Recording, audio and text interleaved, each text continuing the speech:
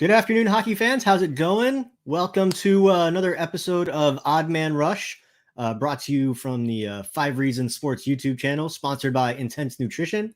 Welcome. Hope everybody's having a good day and a good week since we last did this show.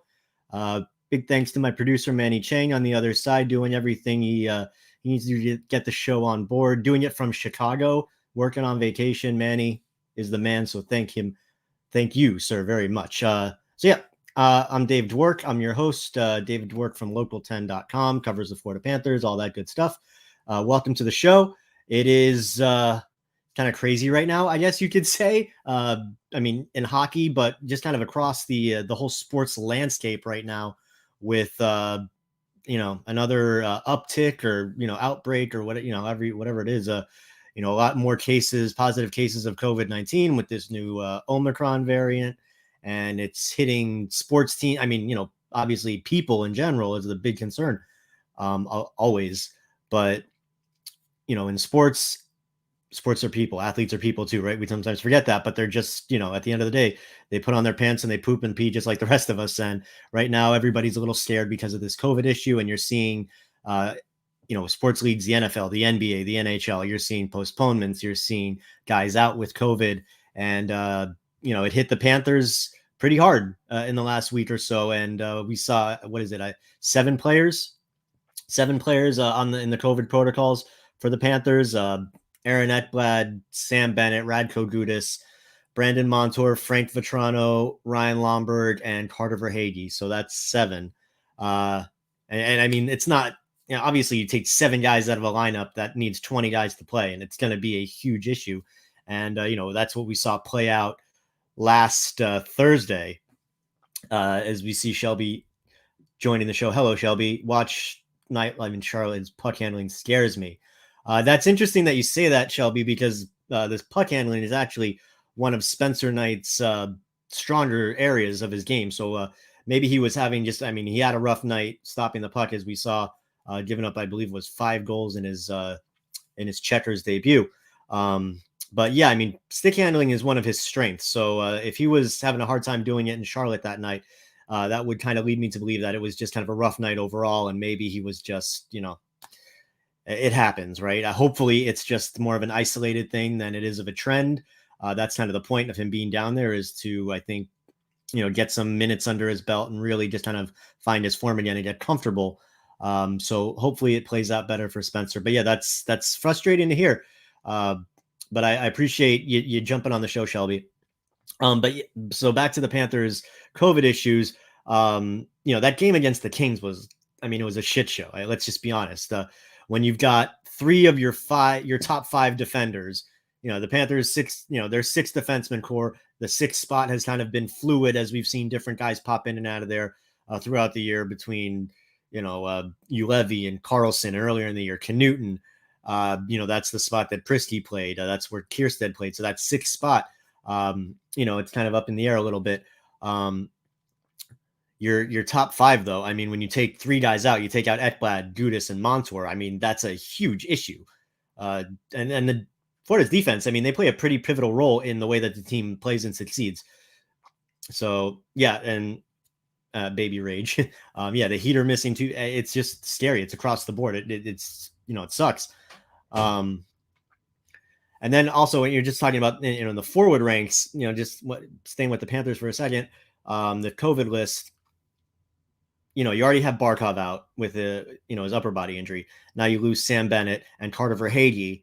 Anthony Duclair had been out of that, that top 6 rank, just starting to shake his rust off and get back in. To be fair, Duke did look pretty good. Didn't look like much rust was there when he did come back.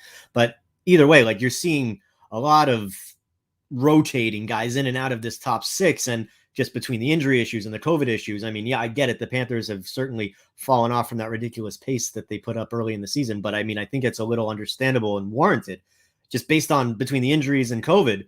You've basically taken a shotgun and popped a hole right through, the heart of the team. So yeah, they're going to struggle. So that's kind of leads me to my next point, where I'm thinking this pause, this postponement of the games, the team being shut down through the holiday break, I don't want to say like blessing in disguise or anything like that, because look at just having the issues are horrible and you don't want guys to be sick or hurt or anything like that. Obviously, if you're trying to find a positive in this situation, if you're trying to be glass half full, which is what I try to be generally, it gives them a chance to get healthy from the COVID issues, which of the guys that have tested positive, I heard for the most part asymptomatic. A few guys showed light symptoms early, got a little sicker as the week went on, but no major issues. The last that I heard from the Panthers, which is obviously a great thing with this coronavirus, but it gives them over a week to heal. In addition, it gives your injured players, your Sasha Barkovs, your Maxine Mammons, or even a Mason Marchment, who's been skating and kind of had been getting closer and closer, it looked like, to rejoining the lineup.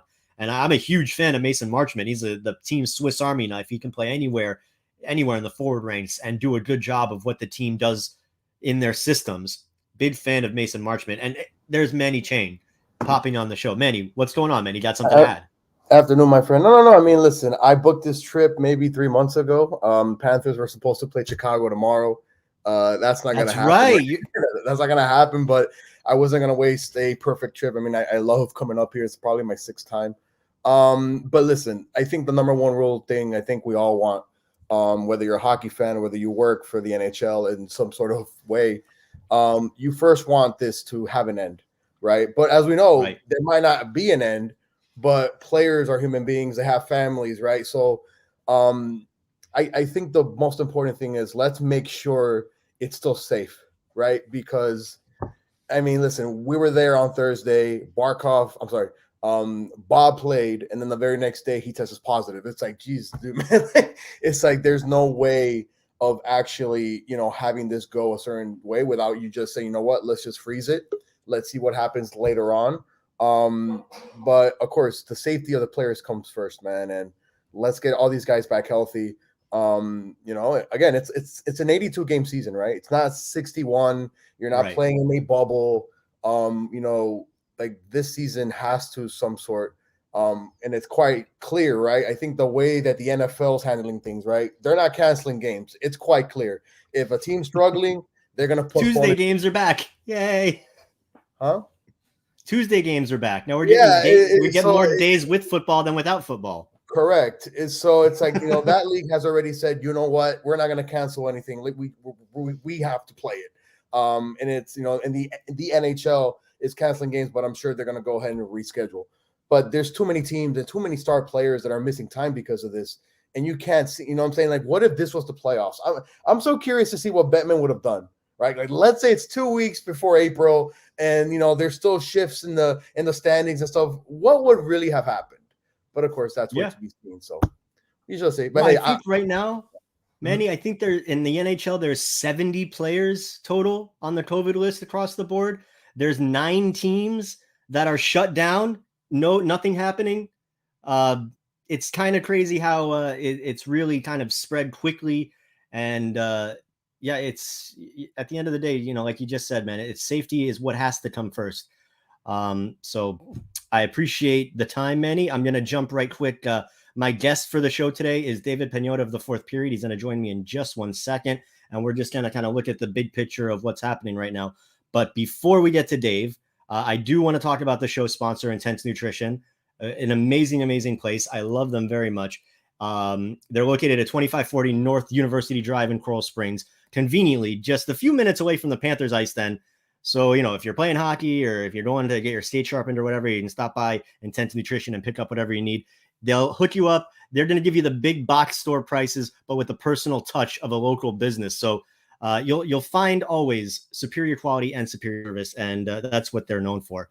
Their amazing staff is going to take care of all your vitamin and supplement needs. They will work one-on-one with you for your own specific stacks, whether you're an athlete that's trying to peak at the right time, whether you're getting a little bit older and you just want to stay healthy, or if you just want to fight off the flu and cold season, which right now we're kind of at the peak of that as well. So just remember, that's Intense Nutrition. They also offer the Intense Clean and Detox, the Intense Cleanse and Detox. If you want to lose 10 to 15 pounds in just 10 days, they will hook you up with their program. And just, I mean, whatever you need for your pre or post workout regimens, they've got you covered. So that's Intense Nutrition, located at 2540 North University Drive in Coral Springs. That's right on the corner of University and Royal Palm Boulevard.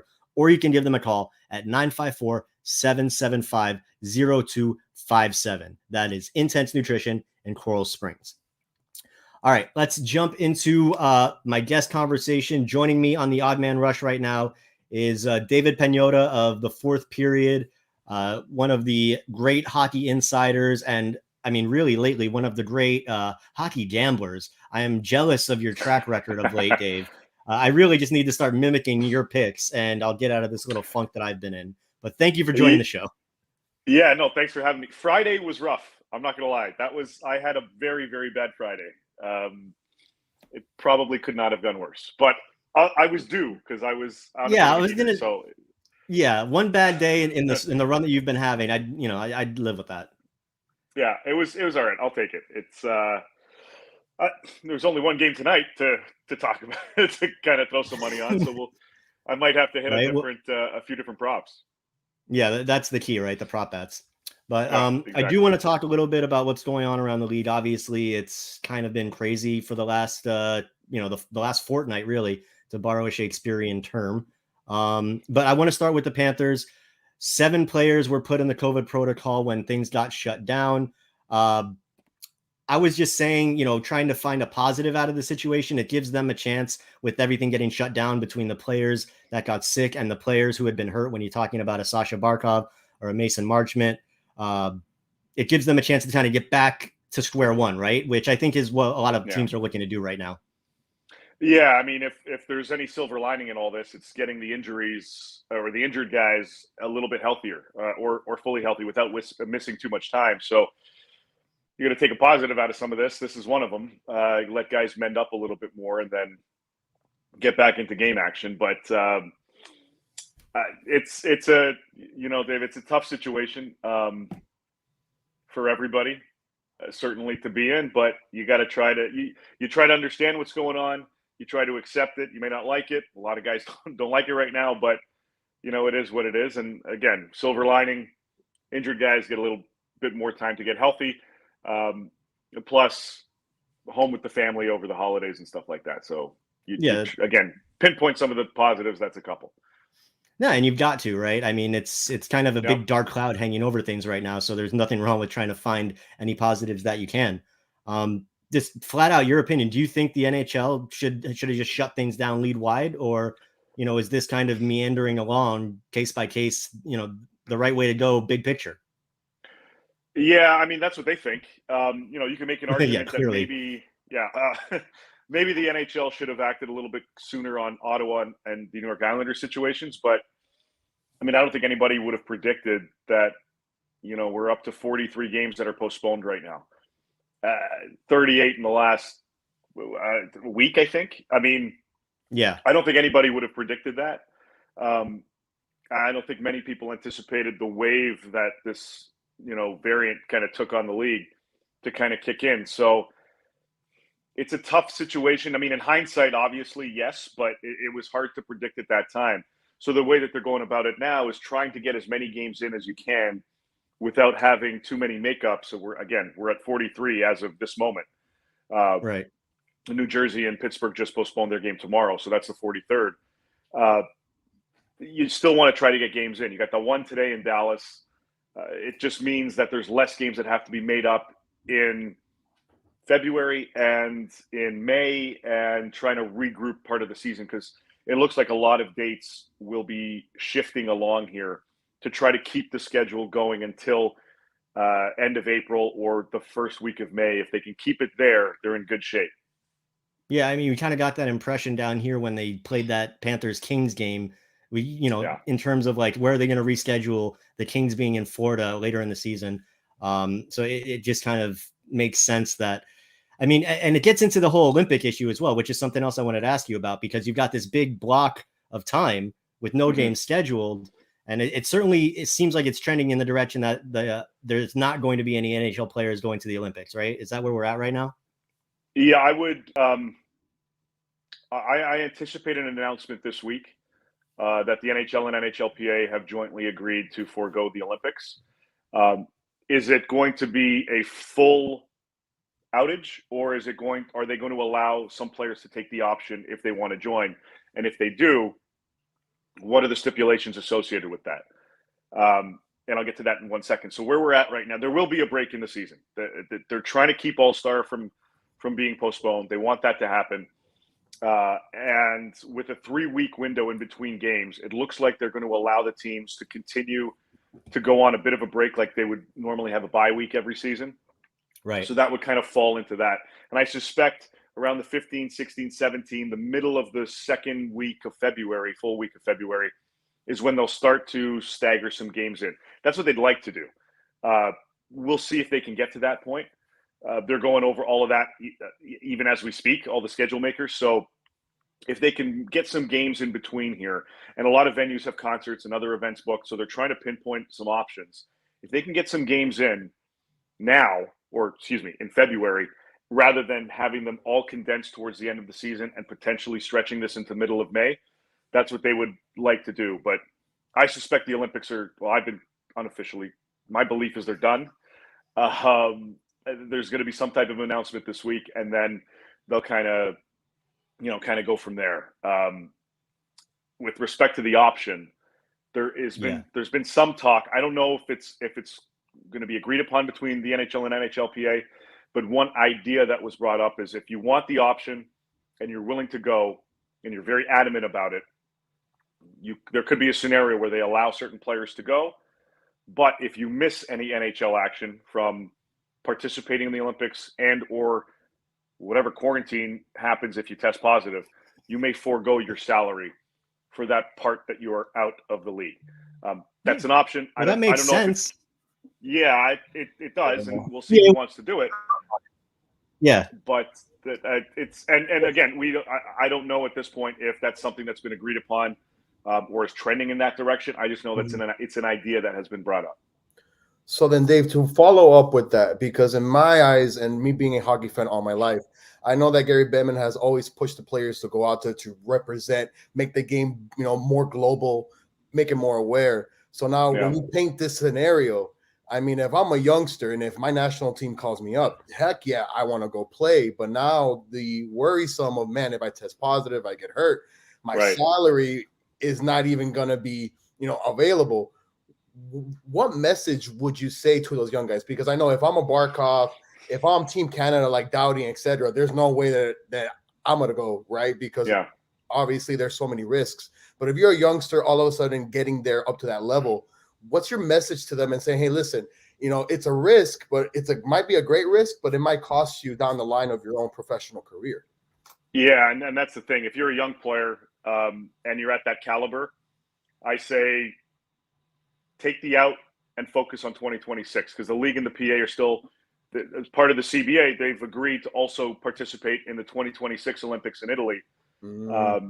So you know what? Bite the bullet now. It sucks, but you're still young enough. You're going to be able to compete for your nation down the road. Focus on this season. Stay healthy, because the NHLPA still doesn't have a full picture as to what some of the rules are in place in Olympic Village and in Beijing. Yeah, that's another problem, right? That is just another right. So they got that athlete pamphlet manual, whatever it is, but it's so ambiguous and there's so much contradictory information in there that they're still looking for more info. Like there's one thing that says, okay, if you test positive, then you have to quarantine, but if you have two negatives in a 24-hour span, you can exit quarantine. But it doesn't tell you can exit immediately. It doesn't tell you it's 5 days. Some say immediate, some say 5 days, some say 7. This 3 to 5 week notion is more government mandated than Olympic Village mandated. So there may even be a possibility where you quarantine for a week in Olympic Village and then have to quarantine several more weeks because of the government mandate. So there's so much uncertainty. Yeah, I mean, that's how we feel right now. Imagine these guys trying to comb through and all their lawyers trying to go through it. It's a bit of a mess, and we'll see. Again, there's no guarantee that option that I just described may even be implemented.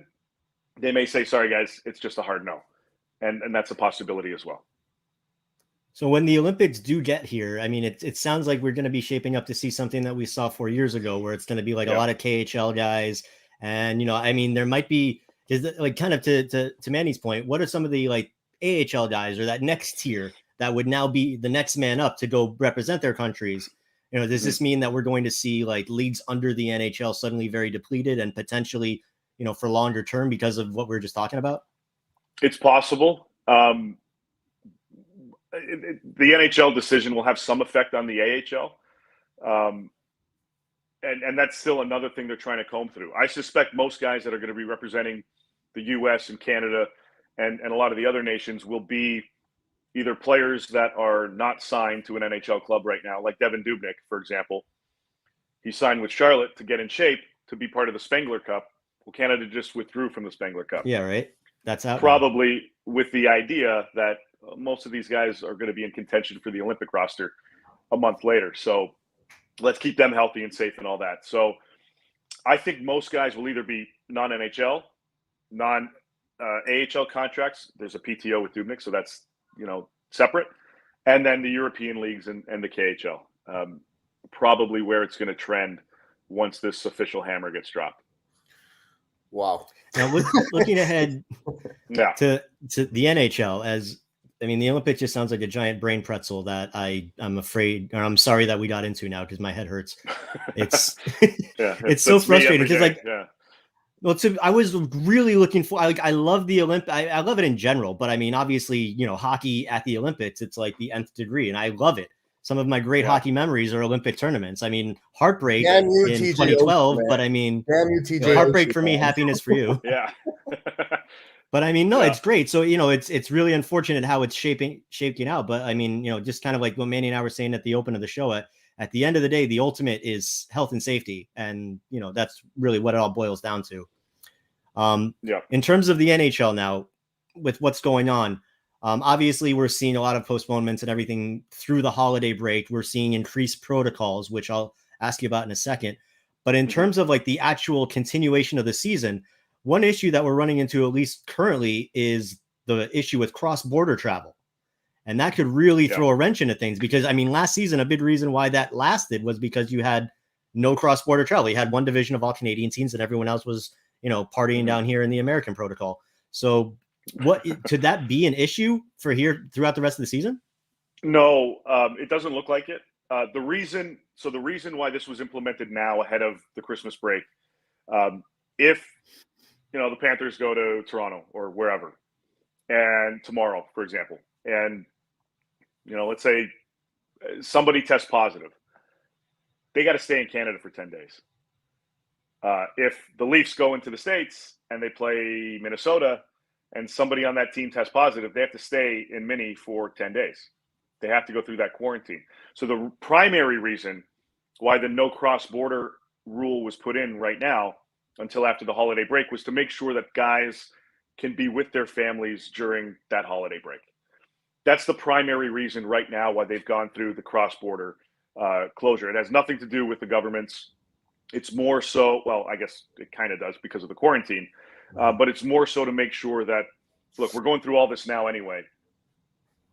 We want to make sure we're going to do you a favor. We want to make sure and it's the nice thing to do. Be with your families during that break. One of the things that I keep seeing since I guess the NFL's announcement over the weekend was why doesn't the NHL start to implement what the NFL is doing and only test if you're experiencing some type of symptom? The Canadian government has been a little more strict with their protocols, and being a Canadian, and I was just in Edmonton, where Alberta is wide open, and the rest of the country is very strict. Quebec just announced today that now there are no fans in the buildings anywhere, and that they've closed up everything except restaurants, basically. Wow. So when the Canadians do come back, it was anticipated they'd be at 50% capacity. It's now 0. It's 50% for the Canucks, the Jets, the Leafs, and the Sens right now. There could be a scenario play out where if you do enter Canada, or even for the Canadian teams, you're basically in that mini bubble that we saw last season, where it's plane, bus, hotel, rink. Yeah, that's it. That could play out for the near future. I don't suspect that's going to be the case. That I don't think it'll drag on the rest of the season, but it could be something that gets implemented next month for a short period of time if the cases continue to rise and all that fun stuff. Well, that's the variable, right? It all depends on what happens with the virus. Right. That kind of leads me to my next question. Is it good now? I mean, that they're going into these stricter protocols again, and maybe something. I mean, you just kind of answered it that it could be temporary, it could not be. But I mean, I would expect it, at least from our perspective in the media, that we could probably expect it to be back into that distant, that little bubble between us and them for probably at least the rest of the season, unless cases really go down, right? And that's not something that the league wants. I mean, I was very surprised when I read the protocols on Saturday that, you're supposed to do that 6 feet thing with the players and everything with the mask on. Well, they made it 12 feet. So if you're within 12 feet, you've got to have a mask on, kind of thing. There's no just yell our questions across the room. Yeah, I guess. There's no restrictions in terms of access yet. But there's a ton of frustration, guys. I mean, I've talked to players, every player that I know that I've spoken with that is currently in protocol or recently experienced no symptoms. There are 4 players that I'm aware of, and there's probably more. I'm not trying to diminish the numbers, but there are 4 that I'm aware of that have had some mild cases. One was a little bit more severe, but it lasted 2 days and he was fine. The other guys lasted a day or 2 and those symptoms dissipated. Everybody else that I've spoken with, nothing. And so they're trying to, and we've seen some players already voice this. We've seen Steve Yzerman voice this. That how do we get to a point where, 99% of the league. So I understand there's different elements here that come into play with respect to the public, the differentiator between athletes and public and pro leagues and all that stuff. But if one player in the NHL is not vaccinated and he has already had COVID, so he's got antibodies currently, and everybody else is, double vax and have, the boosters are going up and all that stuff, why can't they still play if the severity of their symptoms are minuscule or 0?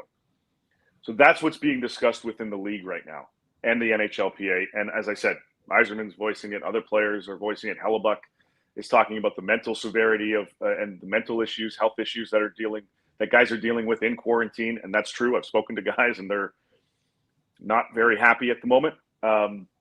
Just trying to get through it. So I suspect at some point this season, the restrictions will, providing this variant goes in the direction that everybody expects it to, that I suspect the NHL's restrictions will lessen and loosen to allow for more play at some point. It may not happen now, and they may wait a few weeks to see how things go in the NFL to utilize that as their argument. The Canadian government's the other factor, and that's where that mini Canadian bubble may come into play. And again, it's just limiting access. But all of these things are being discussed now, guys. And there's also that wait and see approach because nobody wants to rush into it and then have to force the official shutdown and prevent us from, getting 82 full games in.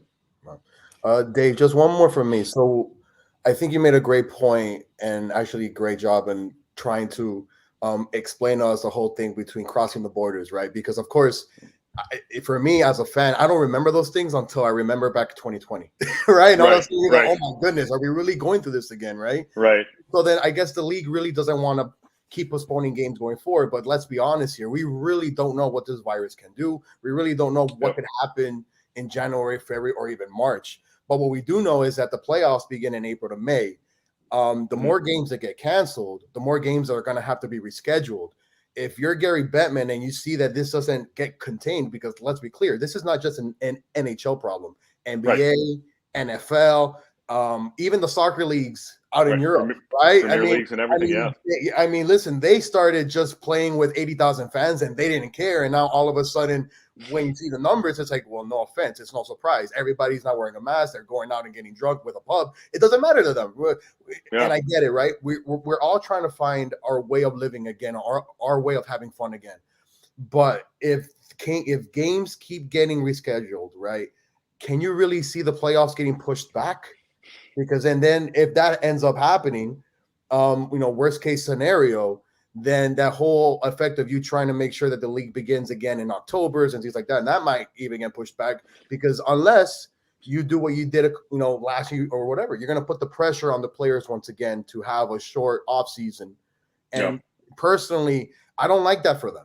I don't, right? Like they are why we do what we do, right? Yes, they get paid the millions, but they're the ones they're the ones at risk every single night with their families and stuff. So can you see that happening if more cases get worse and all of a sudden, can the season or the playoffs themselves get started at a later date? It's unfortunately, yes, a possibility. It's a last resort from a league's perspective. And that's why I think they're going to be keeping close tabs on the NFL. They're going to take a look at their league and say, okay, well, if we are fully in that scenario where it's, everybody's, one or two guys have some type of symptom, everybody else is asymptomatic still, even though they're testing positive. All of that's going to come into play. All the signs from Africa seem positive, but how does that affect North America? How does it affect the UK, Western Europe? All of these different things are in play. As of now, with the Olympics likely off the table, they'll try to get some games in the week leading into when the games are supposed to be back. So the 23rd is when the season resumes in February. If they can go a week prior, get some games in, get that 42, 43 games currently, it'll probably increase, sadly. But let's say it's 50. If they can drop that down to 20 to 30 range, which might be a little optimistic, in that 7-game or 7-day window, they would like to do that. And then the rest of them get tackled on towards the end of the season. They're going to do everything they can within their abilities to make sure that the season will end in and around when it's currently supposed to end. There are critical dates in play. They don't want to move the draft in July, to move it further down in July, the free agency window. There's a lot that is involved in this, and they're trying to figure out the best way possible. That's why a lot of this is fluid, and they don't want to get too ahead of themselves, but they're also planning for those types of scenarios. Well, I appreciate you kind of putting a bow on it a little bit, because I'm sure it's not easy just based on all the variables and all the moving parts. So the last question I have for you. Oh, go ahead. I was just going to, and things change, right? Like, I was expecting daily 2 games to be played today, and Columbus and Buffalo got postponed. So now it's Dallas. I think it's Minnesota and Dallas. I can't remember, but and now Jersey and Pittsburgh get postponed. Yes, tomorrow. So things are happening daily. You kind of got to roll with these punches, and they hurt. Yeah. And again, just kind of back to our original thought. Hopefully, we'll at least kind of start going on the downslope as everything calms down for the holidays. That's really all we can hope for. My last question, Dave, and thank you again for joining me today. I really appreciate your time as always. It's got nothing to do with COVID at all. Okay. We're gonna get past COVID for a second. Yeah. We're gonna look ahead down the line. The Atlantic Division is really shaping up to be what we thought it was going to be originally, not with Detroit and Buffalo in that top 3 mix, but no, it's Florida, Tampa, and Toronto as expected. You're obviously, elbow deep in Maple Leaf land. We've got the Panthers covered down here, and, Tampa's, pretty prevalent as well. But how do you see it shaking out? Assuming we get, teams get on the healthier side, Barkov gets back for the Panthers, Kucherov eventually be back for Tampa. Toronto has certainly appeared to find their stride of late. So how do you see it shaping out as we finally get closer to the playoffs? If I'm Toronto, I'm not happy, because it's either the Panthers or Bolts you got to play in the first round, and they haven't had a good track record lately. What you see, but right there, you're saying that Toronto will not finish first. I don't think so. I think trajectory puts you in good position with the Florida Panthers to finish first. You probably want to, because again, you're either going to play, two teams are playing each other in the first round. So would you rather play Toronto or Tampa as one scenario, or whoever is in the wild card position? Probably want to go the wild card position. So it's better for them, certainly. But I just, that aside, I think that the way that the Panthers are constructed, If goaltending stays on track, if they're healthy, if Barkov's back fully, I suspect they're going to be the top team, and then it's a matter of Toronto, Tampa figuring out 2-3, and it looks like they may end up playing each other. Now, could they go in a bit of a slump, and can the Leafs just roll through, or can Tampa roll through? Sure, but I think it's going to be basically Florida's division to lose. Yeah, I mean, as long as you said, like, as long as we get back to a place where everybody's healthy and playing as they all should be, Florida is built to last. Like, they're a very consistent team. They've got for the most part 4 solid lines they can roll, and everybody knows what they're doing. They've got deep. As we're seeing now, they're keeping their heads barely above water despite half the team basically of being out. But I personally would love to see Tampa and Toronto go at it in the first round. That would be very entertaining for me to watch as a fan. It'd be great. Kucherov and Pointer healthy again. That would be. It'd be great. It'd definitely be great to see, and it leads into a great round 2, presuming it's Florida versus one of those 2 clubs. So, it's good for hockey. It's just we just got to wait till we get there. Yeah, I know, and I think maybe I just wanted to take a little visit in fantasy land and move past this COVID cloud that we're all kind of consumed by right now, but. Dave, thank you so much for your time. I know it took a little bit more than I asked you for, but you're such a nice guy. I know you won't give me any crap for it. So thank you so much for joining the show today. And I look forward to having you on again later in the season, man. Definitely, buddy. Thanks for having me. Oh, my pleasure, brother. That's David Pagnotta from The Fourth Period. You can catch him on Twitter at The Fourth Period. You can find all their awesome work at thefourthperiod.com, or you can subscribe to their print magazine as well, which it's a great read. It's nice to see what the players are doing when they're away from the rink. But yeah, so we went a little bit over. Oh, wow, we went a lot over today. So that's going to wrap up this week's episode of The Odd Man Rush, brought to you by Intense Nutrition. I want to thank once again David Pagnotta, The Fourth Period, for taking some time and really breaking some things down for us and giving us some insight league-wide into the issues that are happening with the coronavirus in the NHL. And again, I also want to thank my amazing producer, Manny Chain, for all of his hard work, putting the show together from his hotel room in Chicago while he's on vacation and jumping in to be a part of it. Thank you so much, Manny. Your work is very much appreciated. And finally, thank you to everybody who's watching, who's commenting. Thank you to you guys for chiming in during the show. I really enjoy it. And, I look forward to doing some more of this as well. So until next time, I'm David Dwork. I hope you all have a great holiday over the next few days, and we'll see you next week. Take care of yourselves.